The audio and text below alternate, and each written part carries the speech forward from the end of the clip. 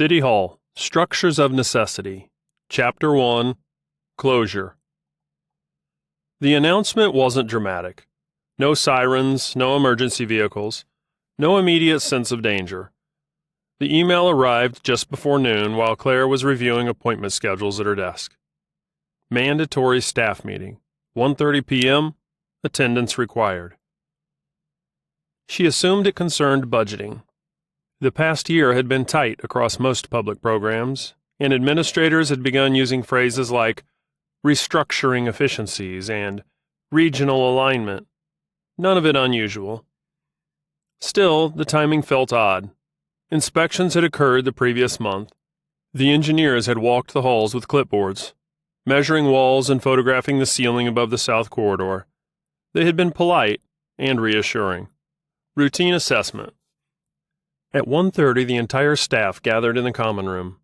The director stood at the front beside a man Claire did not recognize, older, carrying a folder he never opened.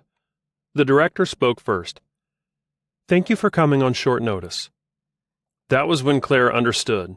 This wasn't routine. Administrators normally explained meetings before calling them. "We received an engineering review late yesterday," the director continued carefully. "The building has been identified as structurally unsound for continued occupancy." The room stayed quiet, not because people understood, but because they didn't yet. "What does that mean?" someone asked. "It means," the man beside her said gently, "the facility must close immediately." A few people laughed reflexively. Not amusement, disbelief. "Immediately?" another employee said. "You mean temporarily?" "No," he said, "permanently. Occupancy after today is not permitted." Questions erupted. When did they know? Is it dangerous now? What about clients? Where will services go? The answers were calm, organized, and prepared. Relocation sites had already been arranged, records transfer scheduled, transportation plans coordinated with another district, staff positions reassigned where possible. Claire listened carefully. That was what unsettled her. Not the closure, the readiness. Every logistical detail already existed. "Why are we only hearing this today?" she finally asked. The director hesitated, only briefly. "The final report was delivered yesterday evening." Claire looked at the man with the folder. He avoided correcting it. She had lived long enough around Elias to recognize something subtle. The difference between an event occurring and an event being announced.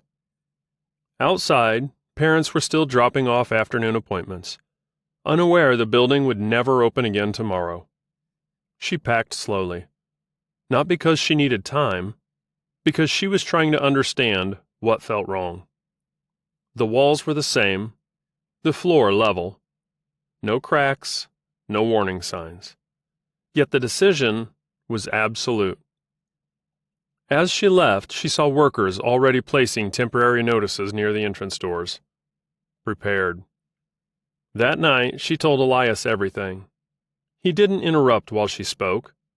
When she finished, he asked only one question. Did they know where everyone would go? Yes. Already arranged? Yes. He sat very still. "What is it?" she asked. He did not answer immediately, because the building might truly be unsafe. But the timing was familiar. And for the first time since the hearings, he felt the same recognition he had felt the day he saw the authorization record in Newcrest. Not suspicion, pattern. He stood and walked to the window. "What's wrong?" Claire asked. Elias finally spoke quietly. "They didn't decide yesterday," he said.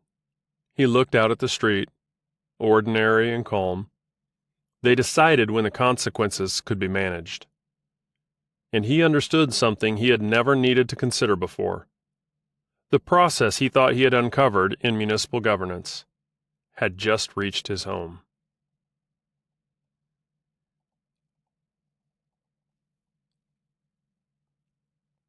Chapter 2, Timing.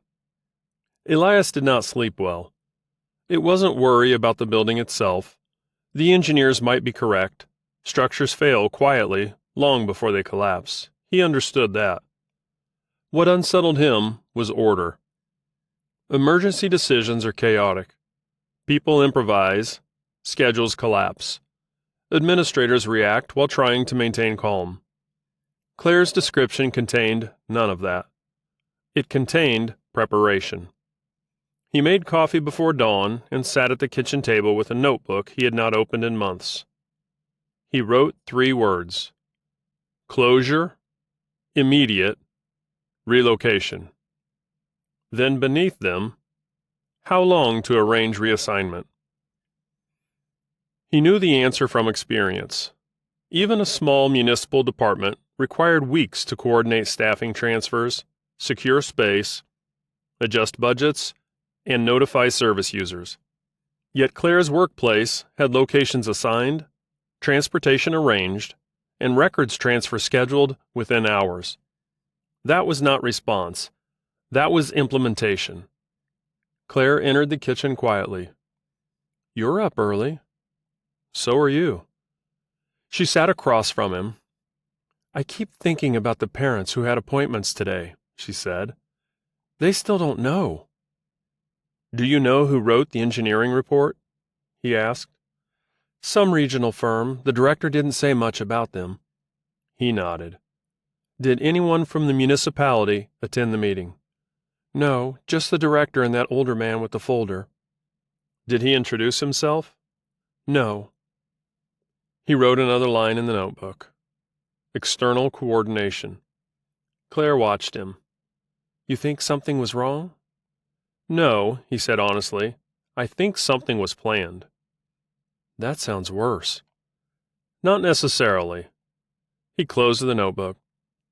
"The building may truly be unsafe," he said, "but the response tells me the closure wasn't a surprise to the people making it." She frowned.